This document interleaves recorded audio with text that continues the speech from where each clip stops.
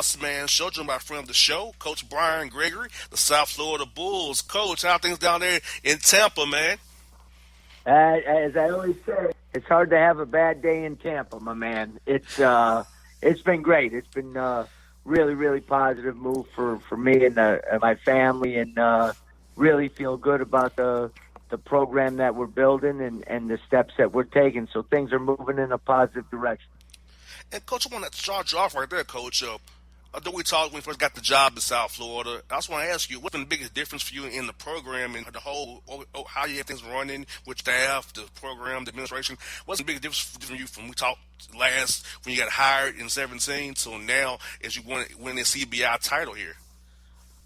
Well, I think, again, there was an understanding of a commitment level.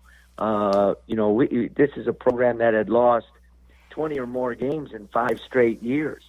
And when that happens, it's more than just within the basketball department. It's a commitment level all the way around. And we were able to kind of map out a game plan for us to build the type of program that we want, from our academic support to the marketing to promote the program, the recruiting situation, the type of guys that we needed to recruit, all those different things. And, so much of that stuff in the rebuild, or in this case, almost a complete startup, is under the surface. But we got the commitment from the president to the athletic director to the community and so forth. And it put us in a good position to build a really solid foundation. And we got lucky, that first spring recruiting class. We were able to, bring in 9 new guys, 6 of them that were going to be able to be with us for a couple years. And those 6 guys have turned out to be really good players in their own right. And sometimes you gotta get a little lucky, and we definitely were in that class. But at the same time, we brought in tough, hard-nosed players that wanted to get better, and that's kind of been a good formula for us. Yes, indeed. And Coach is speaking about exposure. Win the CBI tournament, that's a great thing to win because your guys actually played through March, got extra confidence, able to get guys more experience, and you came out with a victory. You ended the year on a high with a win, so that's to help you guys with the exposure, experience you got, and just they're feeling good as you go into these spring workouts here, starting here real soon. No question about it. Obviously, we aspire to play in the other tournaments, the 4-letter tournaments, the NCAA, not the CBI and so forth. But with where we were at as a program, it made sense in terms of our development. It really did. And as you said, we got to play more games. We get to the 24-win mark, which sets a program record. And guys are able to play meaningful games in March, and that experience is going to, help us down the line. When I looked at other teams and other programs that had played in this tournament, not won it, just played in it, and the success that they've had in the following years, to me, at this stage of our program, is an absolute no-brainer. And then to go out and win it made it even more worthwhile. And, Coach, I know you were playing in a big tournament, but how cool was it to play best 2 out of 3? They had to be a little exciting there for you guys to play, like a series, man. I can only imagine how the guys got pumped up there, having to play like and the pros almost playing a little mini series there. I probably had the guys really hyped for that, man. It was interesting. It's so different from a coaching perspective because you never play the same team 3 times in 5 days.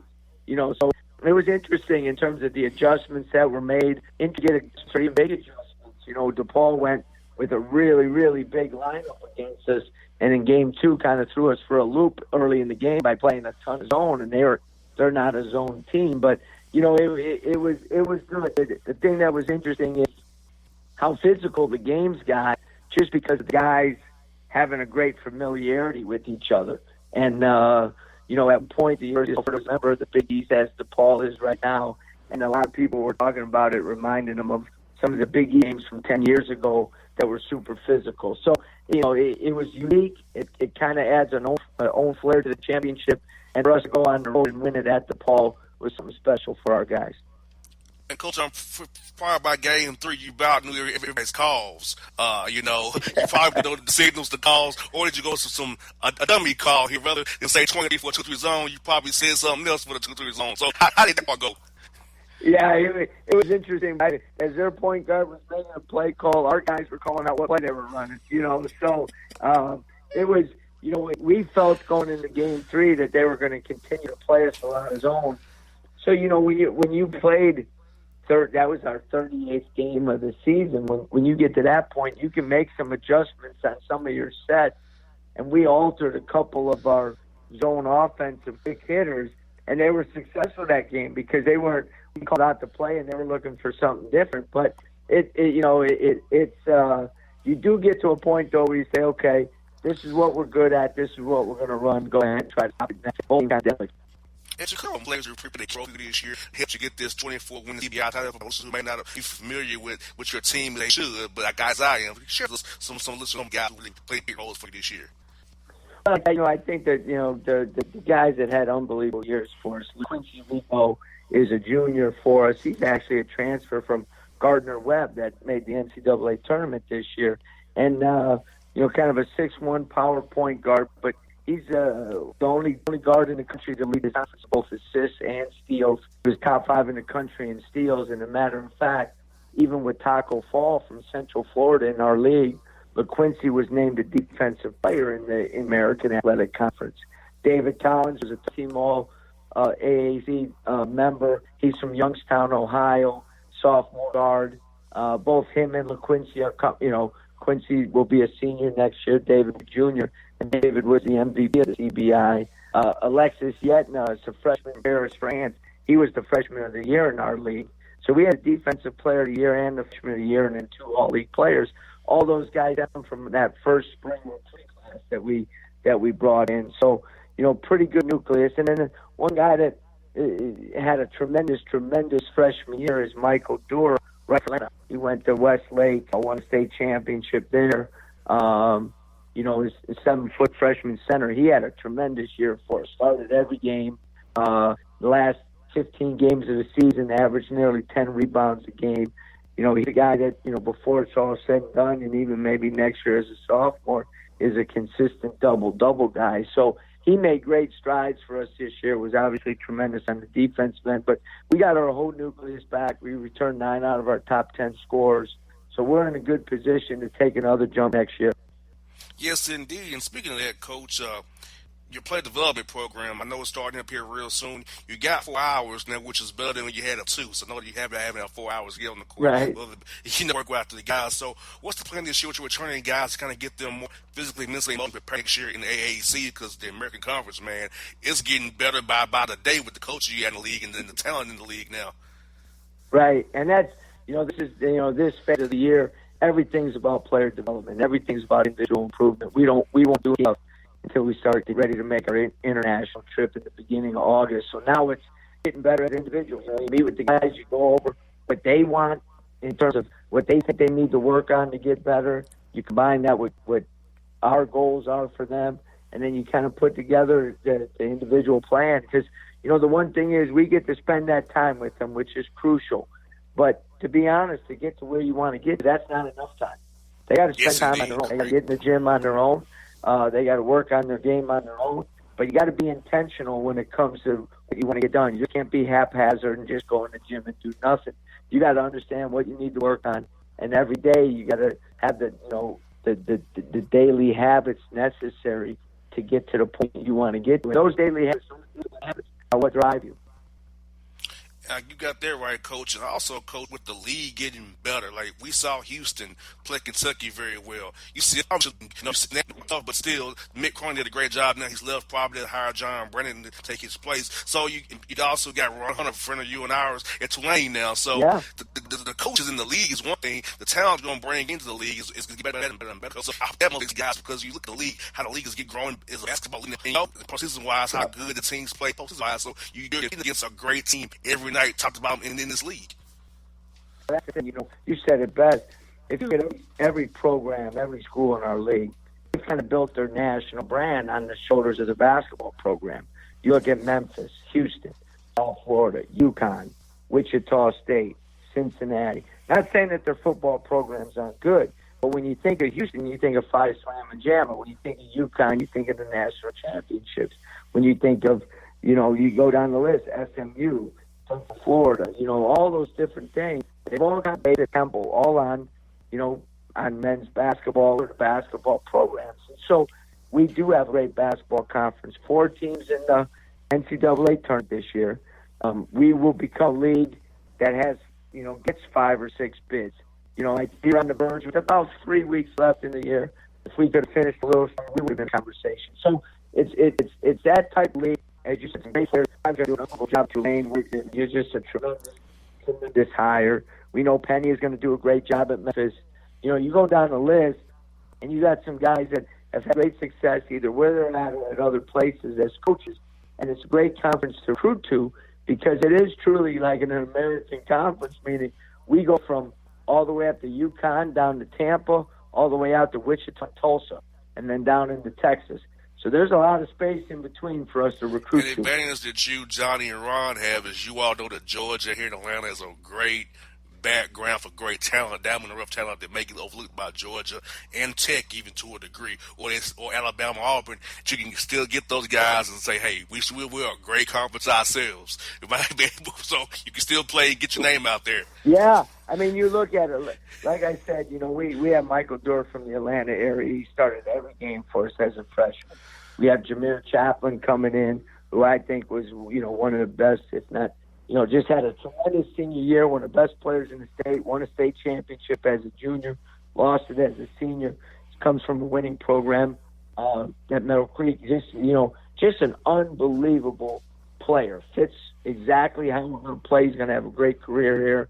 So we're going to keep recruiting the Atlanta area and the entire state of Georgia because we do have a lot to offer. Great academics, great opportunities here in Tampa, and a program that's on the rise. Gregory, I'm so happy for you. I know I loved you when you was at Tech. I'm glad you're still doing well in South Florida. We'll definitely be cheering for you guys in the AAC there. We'll definitely talk to you again down the road, Coach. Have a great summer, man. Look forward to talking to you in the fall, man. Till the tears run down from my eyes, Lord, somebody, ooh, somebody, can anybody find me? Somebody to love. Alexa, play hits from Queen. Okay. Somebody to love. Somebody. With Amazon Music, a voice is all you need.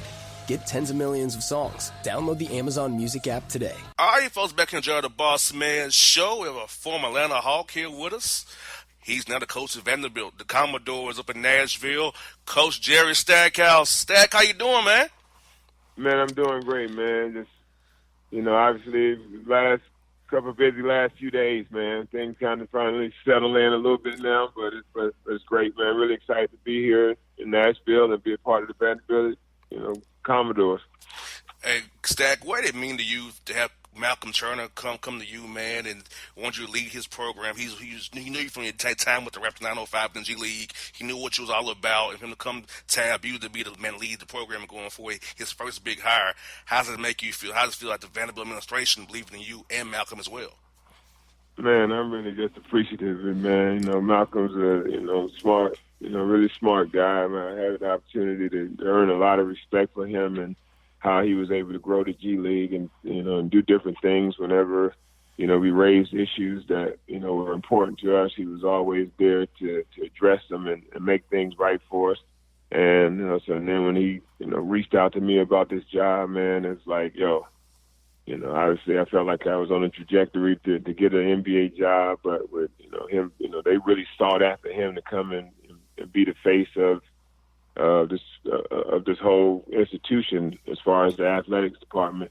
And he even has a seat at the table, on the chancellor's office. He's also a vice chancellor. So, when he reached to me about doing it, I just couldn't really say no, man. It's just a great opportunity for me to come to one of the best academic institutions in the country and start a program, that has really been down.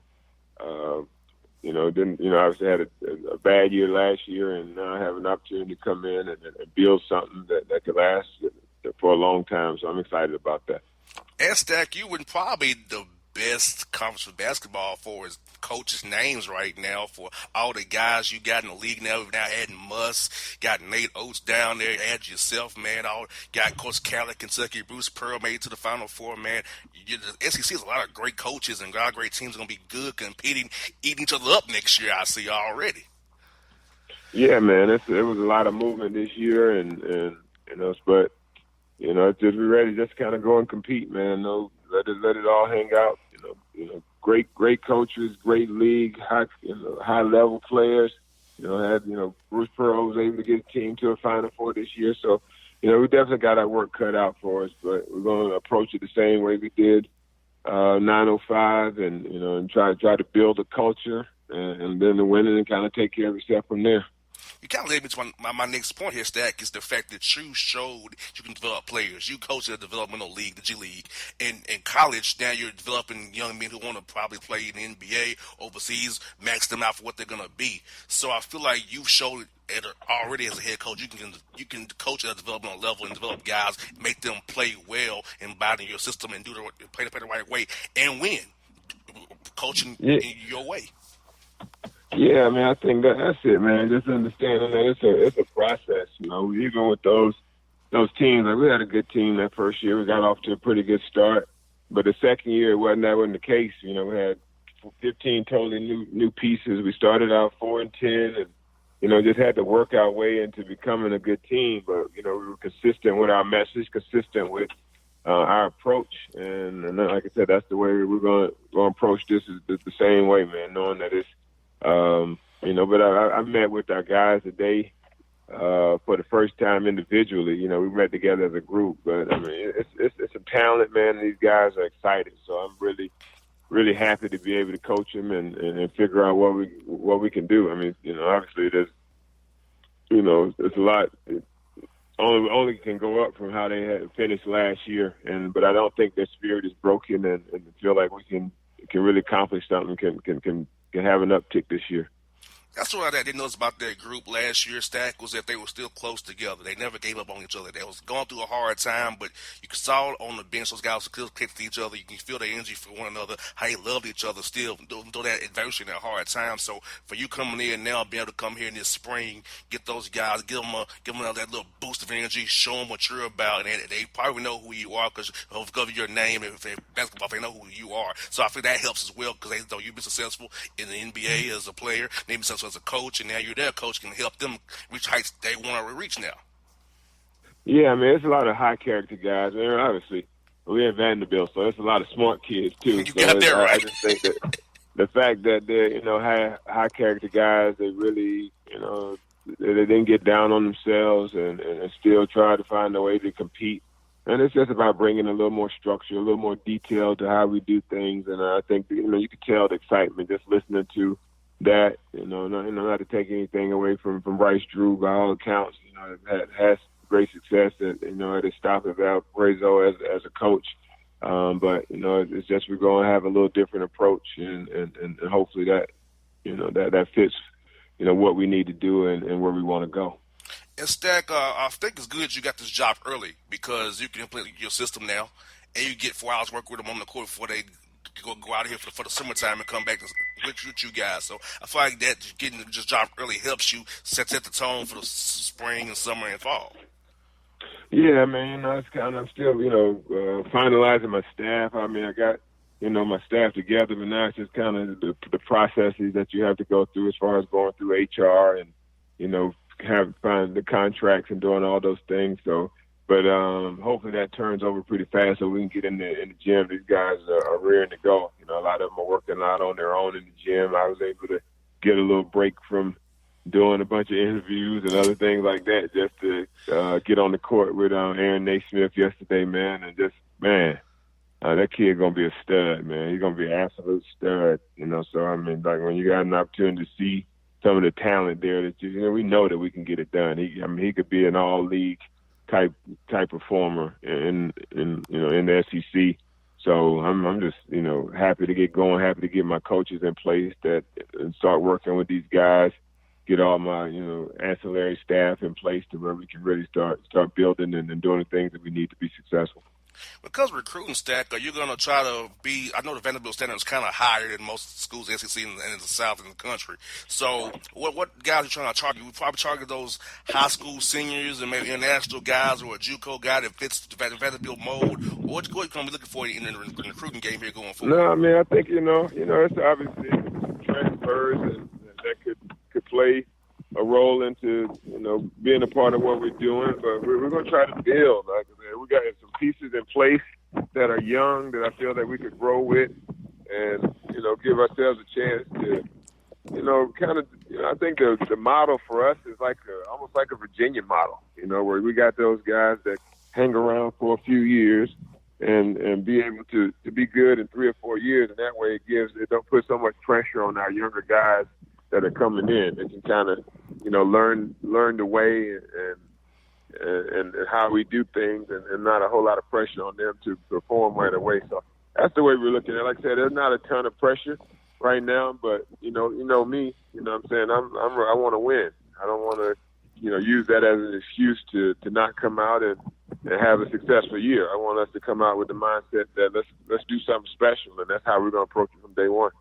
And I was telling on doing an interview about you on the game and here in Atlanta. I was trying to tell the guys that this is how you coach. You coach hard on defense, but you adapt on offense. So you adapt your offense to who you have, but you're gonna have a defensive system. But you're gonna play hard defensively and play that side of the court like world beaters. But you go adapt to what you got. And I said Vanderbilt will do the same exact thing. He'll see what he has on that team and adapt it to what he has and run it that way. But defend like hell every night. Yeah, I mean, defending has got to be our staple in who we are, every night. So nothing changes with that, how we play, our style, and that. There's no exceptions on that. But like you said, you kind of look at your personnel, see what we got, and then we build from there. Understanding that, we got guys that can do things on the perimeter. We're going to play on the perimeter. We got a guy that we can throw it down to on the block and do some things. We're going to do that as well. So just take advantage of guys' strengths and let the offensive identity kind of find itself, and not try to plug and play, put guys in spots that we feel that we just want to come in with a mindset. Let them come in and be a part of the dictation of who we are. Non-conference wise, Stack, are you going to try to play the guys on a little tougher schedule, try to get them acclimated for what you're going to come in conference play there? Or are you going to try to take it a little bit easier there, get them some confidence and wins there, and then see what you got in SEC play? So I know that's kind of a tricky balance when you're a new coach. How are you going to do that schedule and be hard, moderate, or a little soft there? Well, no, I mean, obviously the schedule is already pretty much made, coming into this Super Bowl, man. That we, so I'm just next probably going, in the future we have a little more leeway on how, dictating what we want to do as far as schedule goes. But right now, we're just sticking with the schedule. In the SEC, you have to, be below 150. So, we're there. We're kind of right at around 140 something right now. So, but hopefully as the years go on and we're able to kind of build a little more continuity in what we're doing, that we can get that number a little bit lower. And I know since you're a college coach now, I want to kind of ask you about how did Dean Smith recruit you, and how you going to recruit guys now, knowing how Coach Smith brought you to Chapel Hill to play for him. Well, yeah, I mean, I'm coming in with the mindset of, come in and earn it. That's the way I came in under Coach Smith. Not being promised anything, and I'm pretty sure I feel like I'm just almost a carbon copy from him, from the standpoint of not coming in and telling guys that they're the greatest in the world and we're going to run into everything around you. We want to, our seniors are going to be the leaders of our team, and we want you to come in. If you earn minutes and play, great. But if not, come in and learn from these guys and be able to. Obviously, we're able to get one and done, and that's a different conversation. But for the guys that we're recruiting and who they are from a high academic profile, I feel like we can have that message and it'll resonate with some of them. That's when I got for you, Stack. Is your former Tar Heel, fellow Tar Heel, Vince Carter, 42 years old after being with the Hawks. You're 22, man. I know you're not that much older than Vince is, but seeing him still out there playing like he is, man, I know you're happy for your guy. Think he still got a year left in him, man? Yeah, man. Vince is doing a great job, man, out there. Proud of him. It's good to still see him out there, running the floor, dunking, doing a lot of good things out there, man. So it's just, I don't know. He got some special genes, man, is all I can say, because I know I'm a half-court guy right now. Hey, Coach, you still got to go out there and do some things. But I saw you on the court in Memphis, man. You can still do some things, man. I saw you, man. Yeah, you man. Still do some things out there. But I start running up and down. It goes away fast, man. So but no, it's fun. I still enjoy getting out there with him and teaching guys and helping them. But, no, I'm going to let Vince have that one. The NBA days are done for me. Hey, Stack, I Nashville has some great barbecue, man. Make sure you go to Jack's Barbecue on Broadway, man. Check that out. It's some good barbecue. You'll love it, man. I'm telling you. Just want to give you that little tidbit. Jack's Barbecue on Broadway. I appreciate you, man. You get you a real plate or a shoulder plate. You can't go wrong with either one, man. I got you, bro. I appreciate it, boss. Stack, talk to you real soon, boy. See you soon, man.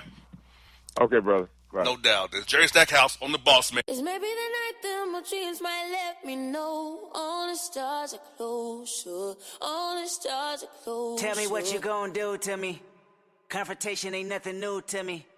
You could bring a bullet, bring a sword, bring a morgue, but you can't bring the truth to me. Alexa, play Kendrick Lamar and SZA. Okay. Maybe the night that my dreams might let me know.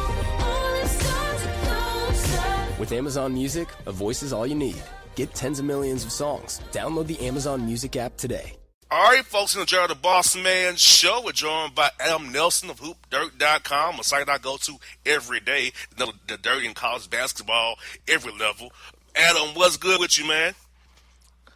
Nothing. Thank you for having me on. I really appreciate it, and I really appreciate you saying you go to HoopDirt.com every day.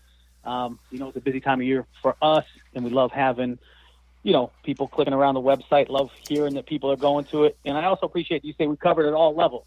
I know I do a lot of this. I talk about the Division I stuff, but Division II, Division III, NAIA, junior college, we got it all. Hirings, firings, rumors, jobs. That's the big one for coaches is jobs. So, yeah, I think we covered it all, and I'm glad at least you're going to it.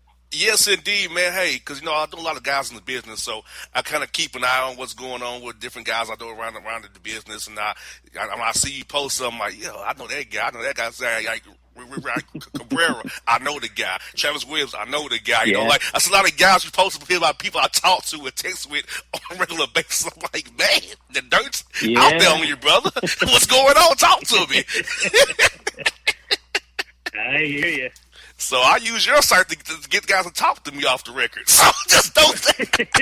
Well, that's a good thing, then. We'll take that. Yes, indeed, man. So I want to start off with Kennesaw State. Now, I've heard Al Pinkins out of it. I've really heard Desmond Oliver. But I'm also hearing they're offering a bad contract of 3 years of about $170,000 and no Dobo. So I don't know who wants to take the job with that going like that. So what you know on Kennesaw State dirt-wise? Yeah, no, I think you're pretty right on where you are. And it's really not. It's not the greatest job in the world. It's not paying a ton. It's not a long-term contract. It's definitely the pool of money for staff is definitely an issue. And this has actually been dragging out for a lot longer than it should. I originally tweeted, probably a week ago, Al Pinkins and Des Oliver from Tennessee, like top two, hot. I think Pinkins is out now. I don't know where Des Oliver stands. I don't know if he's been offered or not and turned this down. But from what I hear, they're kind of making a left-hand turn here. Mike Helfer from Valdosta State is involved now too, Division II coach. So I don't know where this thing is going. But look at a lot of these other searches that have kind of moved quickly. This one is not moving quickly. And I think a lot of it is because it's probably not a great situation. And again, it's the opportunity to become a Division I head coach. But, a lot of guys got to look at it where, is it a 3-year gig and then you're done? Guys want to win. And, is this a situation you can win? I don't know. And it's I don't know. But, you get – and again, from all the people I talked to, it was Pinkins and Oliver, like hot. Those are the guys. And now you start hearing some other names trickle in, which to me, being in this business long enough means, whether they've turned it down or not, it's going in a different direction right now. Exactly, and Kennesaw State should have money, but they put all the money in football. It's right off the street from here, from Atlanta. It's in a good part of town, so you should be attractive. But you offering that salary, that's an HBCU kind of salary. Like you would get like Tennessee State or something like that, or a school like that would offer you that. But Kennesaw State, you're in the A-Sun, you in that part of town is very you don't have to play football. So to me, a guy looking at like, really, what's going on here? Right. Should be able to win. I mean, again, I talked to a lot of people, and I haven't been down there. A lot of people do, like you said, in a great spot, great recruiting area. You should be able to get it done. But looking at recent history, no one's gotten it done there. So, they got to sink some money into that thing, I would assume. In Georgia State, Rob Lanier is the new coach. Who you handling with him staff-wise, and will they keep my guy Travis, or will he be moving on? Yeah, I don't know what they're going to do with him. I mean, he's a Georgia State guy. You'd think, new head coach Rob Lanier would like to keep him or should keep him to keep a little continuity in that program. I don't know what's going to happen there. But I will tell you this, though. Georgia State did hire a good one. I think he's going to get it done there. He's obviously recruited at the high major level. He's been a mid-major head coach before. I just think it's a really good move for them. Especially with the year Tennessee just had. He's had some success now as a high major assistant. I think just a really, really good move. And it's hard to replace a guy like Ron Hunter, who's won, who seems to have a pretty big personality and done good things at Georgia State. But I really do think they got the right guy there. And at Mercer, where are you hearing staff-wise down there with Coach Greg Gary down there? So Mercer, I can confirm, and this just came. We had this yesterday, I think, or the day before. Bobby Cummer, who's an assistant at Lamar, he's going with him, and I think he'll be the associate head coach there. Other than that, I haven't heard anybody else. But again, in my mind, another good hire. I mean, look, it's coming from a program that had a really good season. Really good X's and O's guy, a guy that can recruit. I think they made a good choice. Obviously a little surprising with them making a change this season. I think that surprised a lot of people. But I think, bringing in the right guy who's going to win some games for them there will help that. He's going to need to find him some Georgia guys because Macon is in middle Georgia. It's not a desirable spot for kids to go. Well, Macon's not a small town per se, but it's not like where you're going to get guys who are going to go to Macon, Georgia. So you'll need some Georgia guys who know how to recruit middle and south Georgia because I doubt in Atlanta a guy will willing to go down to Mercer if they can go to Georgia State or Kennesaw right in their backyard. Yeah. Well, and it's funny you say that because from what I hear, and like I said, talking to a lot of people, going back to Kennesaw, it sounds like one of Al Skinner's biggest problems there was he didn't make the inroads in Georgia that he needed to, and wasn't getting those guys. He didn't. That's so right. So so I think whoever gets that Kennesaw job, like they need to focus, in Georgia right away, and get those Georgia guys to go to Kennesaw because you got a lot of good players down there. So I think that needs to be, whoever gets that job, like number one, bring on some Georgia guys. If it's not a Georgia guy, bring on some Georgia guys and really just attack that state from day one. Exactly, because a lot of players here who get overlooked, because a lot of guys poach from Georgia for players, whether it be Auburn, Alabama, a lot of Carolinas, they all come here looking for players. So, hey, keep them at home. Yep. We can still make it big here. Because with the A-Sun, Case Alexander's gone to Belmont now. They're probably going to hire Brian Ayers, what I'm hearing from up there. Yep. So, that Lipscomb is not going to be like the powerhouse I don't think for a while. But you got Liberty. So, if you get it Kennesaw just right, you can probably compete for that title and get in that bid if you play your hand the right way. Yeah, no, you're right. That's a very good point. I mean, I think, you said, right guy, get some Georgia guys, definitely can compete in that league, without a doubt.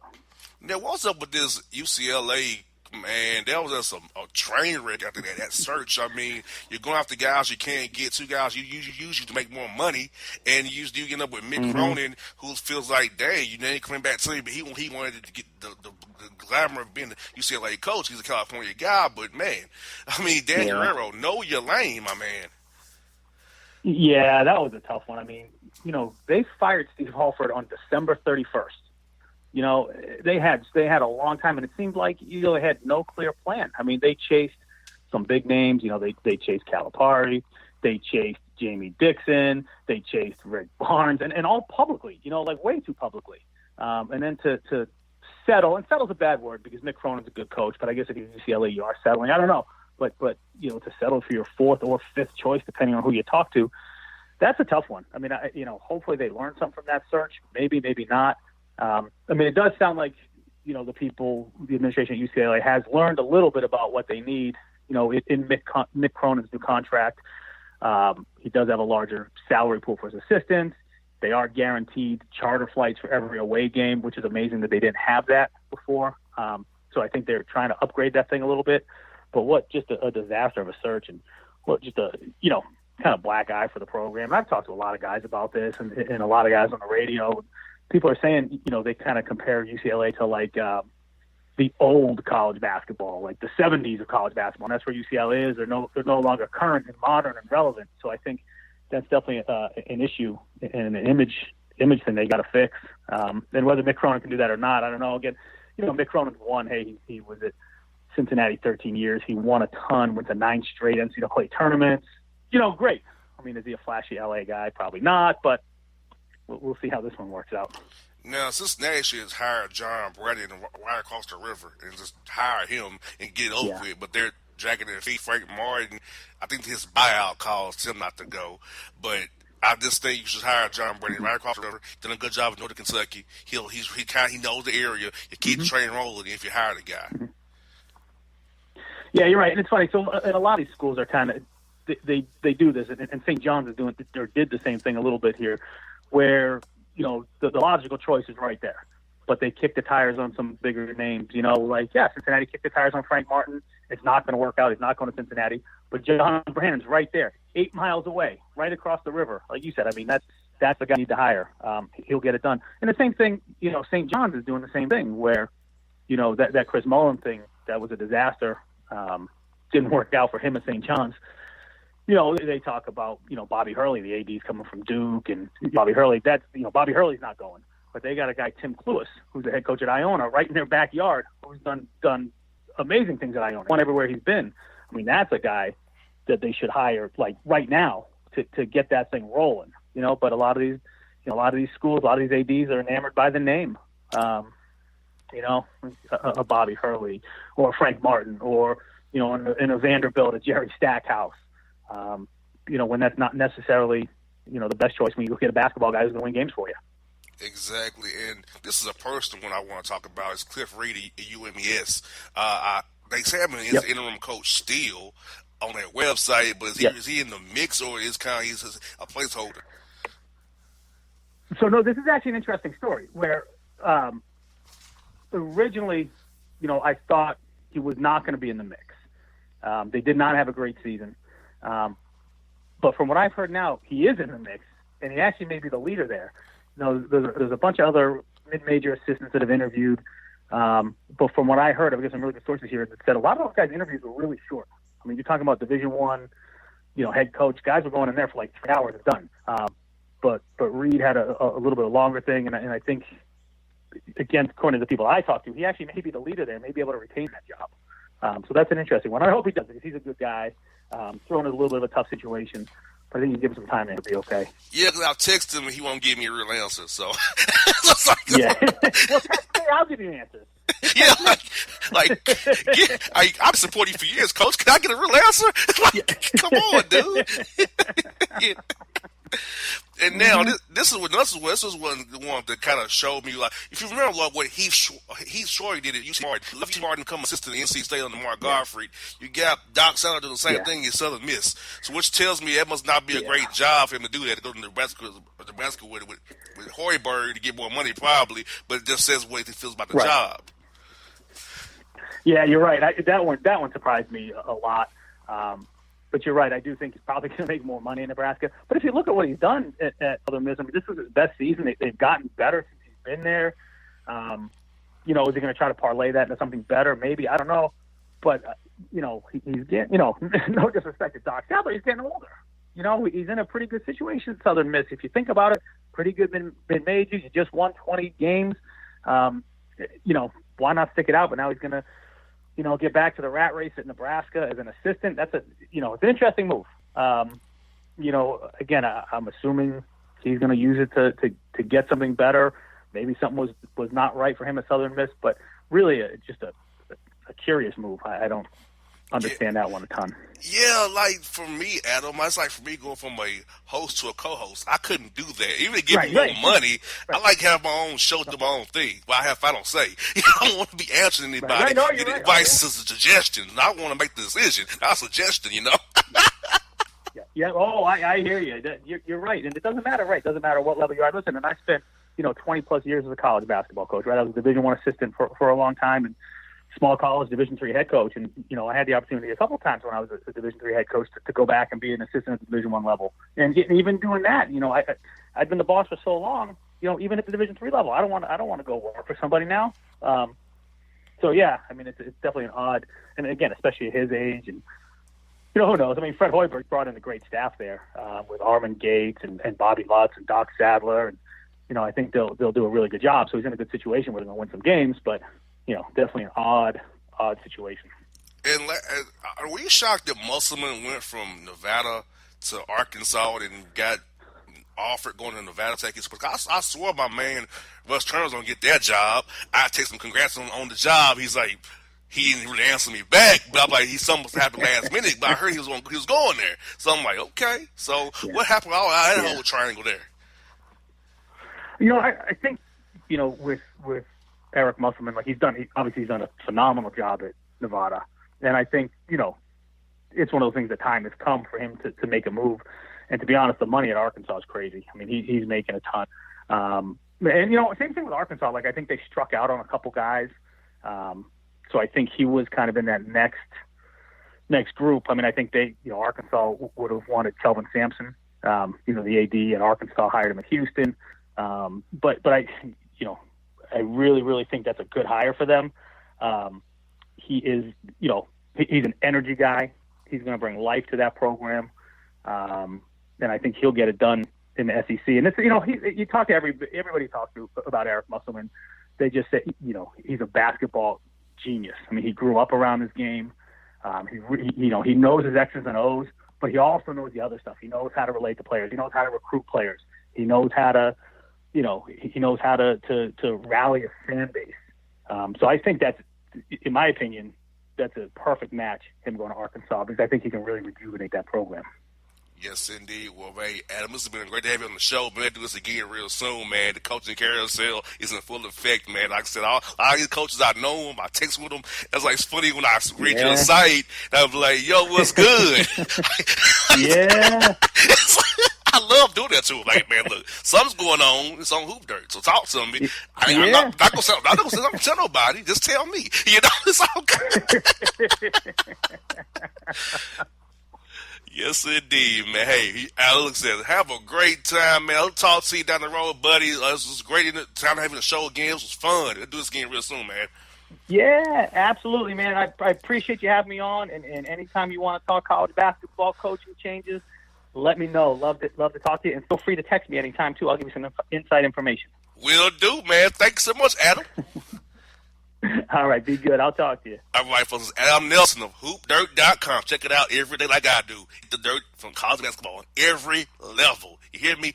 Every level, people. Here on the Bossman Show. We're out. My heart keeps skipping the beat. You're not close enough, so that space between you and me, let's lose it. The way you're dancing, swaying to the music, girl, that body and how you move it. Every time you cross my mind, girl, I lose it. Alexa, play the Country Heat playlist. Okay. I don't think you know what you're doing to me. You got With Amazon Music, a voice is all you need. Get tens of millions of songs. Download the Amazon Music app today. All right, folks, back on the Bossman Show, time at Boss and Bone.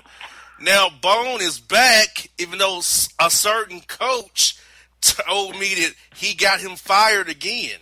And I only rehired him because I wanted to spite him, and that's why he got him fired again. But this coach did not realize Bone wasn't fired. He had an excused absence and is back today. So, Bone Voyagers, I'm going to let you address this certain coach who's very concerned with your whereabouts and your employment status here on the show. Yeah, I just want to thank you and your staff for rehiring me. I served my penance for the last 2 weeks. So I come back hat in hand and humbled, and I hope I never get fired again. So hello to my buddy over there up in the north. Hello, buddy. I'm back. Exactly. And I'll tell you all the time. I love how this guy hates me and you and the show, but listens every week. Yeah, it's kind of like those people. Remember in the '90s, and everyone hated Howard Stern, but everyone listened anyway. So it's funny how like you hate on the show, but you're probably the biggest fan in the closet. Exactly. Exactly. Now, Bone, we have a lot of Laker stories here. One story is that Kyrie Irving's going to give the Lakers a free agency meeting. Are you happy about that? Or is that just a cursing to LeBron? Because it's him and LeBron made up now. Yeah, I heard about that. I'm shocked that Kyrie even broaches the idea of a reunion. It's probably just a courtesy because I still think Kyrie's coming home back to this area. But I'm just shocked that he's even entertaining the idea because they ended so thoroughly to the point where wasn't he at a wedding with other Golden State Warriors and they were clowning LeBron behind his back on film? So it's weird how it's come almost full circle now to the point where he apologized publicly to LeBron. He calls LeBron. He actually gives the Lakers a time of day, July 1st. So it's kind of weird, but I don't buy him being a Laker. But it's just odd that he even broached an idea of it. Exactly. And now we have reports coming out from Bill Oram that the Lakers president, Magic Johnson, is viewed as a absentee executive, and he comes in for a few days and causes a lot of trouble and leaves other people to clean up his mess. Doesn't that sound like somebody in D.C.? Yeah, it sounds like someone in D.C., and it sounds like even someone more personal to me when I was covering the Knicks, Phil Jackson. When Phil Jackson was an absentee executive, where he was in Montana at the lake house, he was kicking it on the beach over there with Jeannie. So yeah, it's not. There's precedent for that. I hope it's not true because like I said, I grew up a Lakers fan. I grew up a Magic fan. He's my favorite player of all time. So to hear that he may be a little bit lazy and lax at this job, I find disheartening. I hope it's not true. I honestly don't think it's true. I think mainly because I am a fan of his. I don't want to be true. Yes, indeed. And also, the main player on the Lakers has turned off teammates by not being around while injured. Teammates say that he would come to games right before a tip-off with wine in his hand. He wouldn't be in the locker room. He'll talk to the front office. The young players don't trust him. And the guys just grew more and more away from LeBron after the injury and how he's acting in the Anthony Davis trade. So, what are your thoughts on LeBron only showing up to the games right before tip-off, drinking wine on the bench, and talking to executives in the hallway rather than being on the bench supporting his teammates like Rondo was? Yeah, I buy it. I mean, we've known LeBron since his youth, so we know the kind of player that he can be, where he can disengage as fast as anyone ever disengaged from a locker room, from a team. Remember the first time he left Cleveland when they lost at Boston, and as soon as the buzzer went off, he was already in the tunnel taking off that jersey as if it smells. Like he just threw it down immediately. So he disengages as fast as anyone. So it's not a shock if that is true. It's not a shock that if there's the discord between him and the youth and locker room because remember he's a guy allegedly that wanted those guys out, that wanted to get rid of the whole haul for Ant Davis. So it's not. It wouldn't be too far fetched to hear that the reports are he is kind of disengaged from the team. And young guys don't trust him, look at him and so side eye. That wouldn't shock me one bit. I wish one of them hit him in his face. Yeah, I know you're not a fan of said superstar. I know you're not a fan. I know you had your issues with him. But you know what? For as good as he is off the floor with issues and being a man of his word, there are many reports over the years where he's not been a good teammate to guys, where he's left guys out to dry. And it wouldn't shock me again if the reports are true about him disengaging from the team as right now. Well, I have some sourcing because my man's on the team now, Mike Muscala. It's bad. It's worse than I thought it was. I'll say that.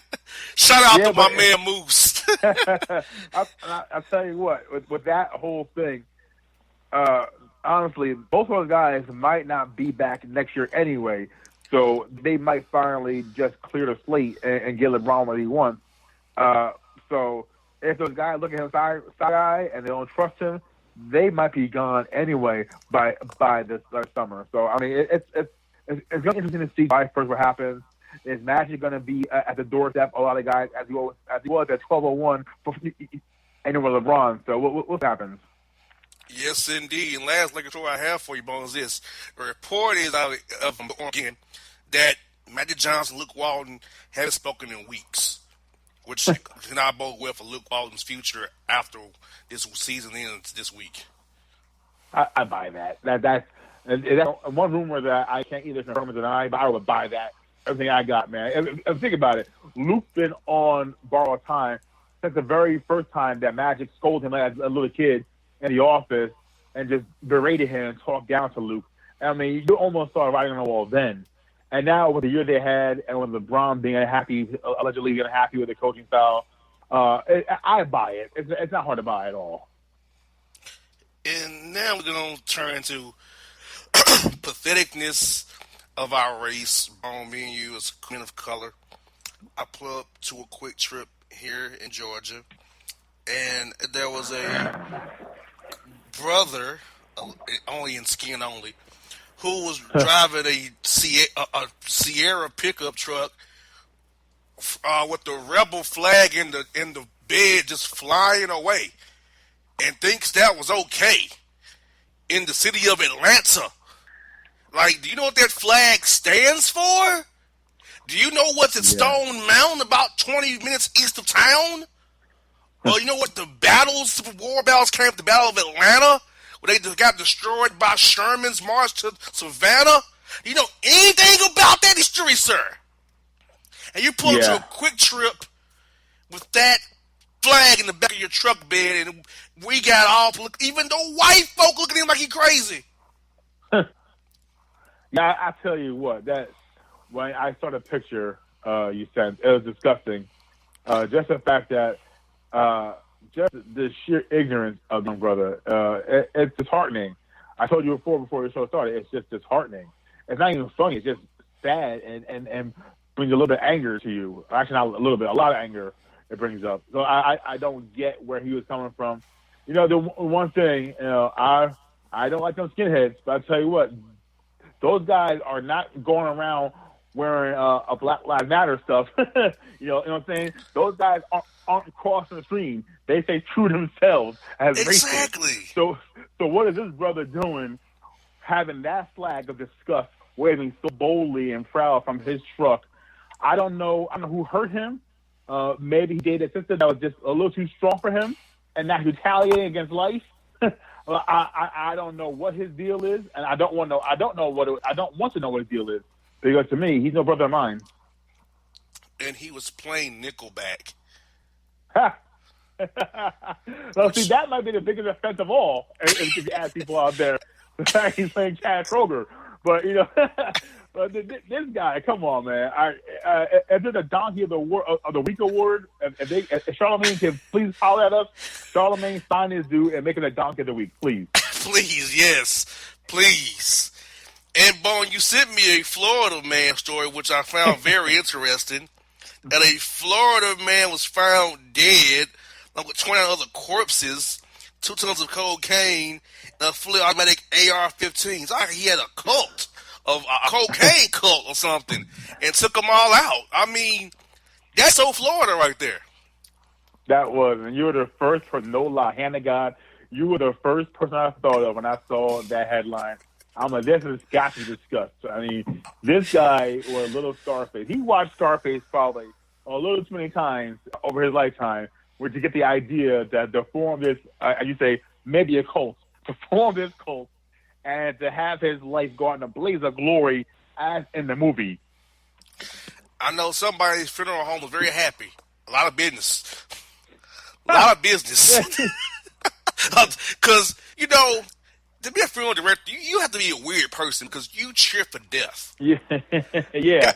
You're happy when somebody dies. You are a weird person, a weird lot. Like, you're cheering death. That's what you do. It's a weird lot. Exactly. It's a weird only if you don't know Florida and the Florida stories. Exactly. And Bone, you're going to love this Florida man story. In honor of WrestleMania this past week, a Florida man jumped out the choir stand, hit the pastor with a bat while he was preaching, and put him in an ankle lock and made him tap in the middle of service. So, first of all, I'm surprised that there was no Stone Cold Stunner involved. So he got creative, and he went Kurt Angle on dude, and with the ankle lock tap, huh? It's a little variety. So usually in Florida, you always tell me about guys getting Stone Cold Stunnered. So this guy went a different route and gave the ankle lock. So I mean, kudos for being creative. But probably not the best right time, right place kind of thing to do the ankle lock. Like, first of all, why does my man have a bat in the choir stand, though? Yeah. Jump out the choir stand, hit him with the bat, and put him in line and make him tap in the middle of service. Yeah, it's only made better if he pulled out a folding chair and you had Jim Ross in the audience. My God!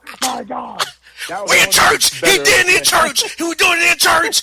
He's gonna tap. My God, damn it, King. The pastor gonna tap. Damn it, King. He's tapping.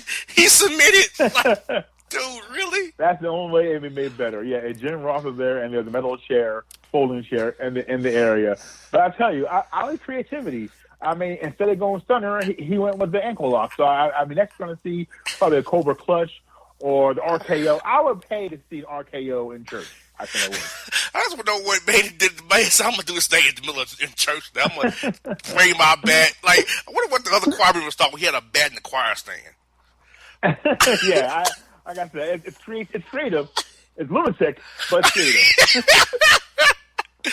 Yes, indeed. Well, folks, that is Bossman Bone this week. He's back as we said he would be. He wasn't fired as a certain coach is going to get put out in playoffs said he was. So, I'm just saying. Okay, can I just say this whole beef that I don't know where it came from, why he hates this Yankee Doodle Dandy, why he hates him so much, I have no idea.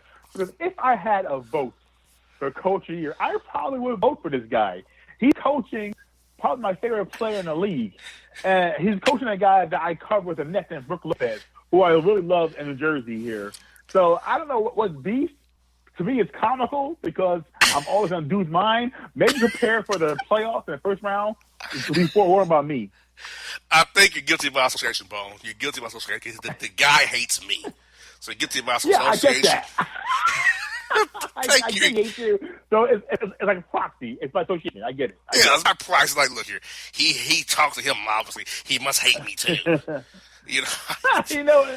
That's a sad thing. I don't hate dude at all. I don't got time to hate anyone. Like I said, he's probably my vote for Coach of the Year if I had a vote this year, but I don't. But like I said, it's funny how it turned out this way. But you know what? I will continue being the Yankee Doodle Dandy. And I will continue to catch the heat because I think it makes a good radio. Because you know what? This show needs help. This show is so struggling that it needs help. So any help he can give us, I appreciate. Yes, indeed. Well, folks, as Bossman Bone, check us out at our website, bossmanshow.com.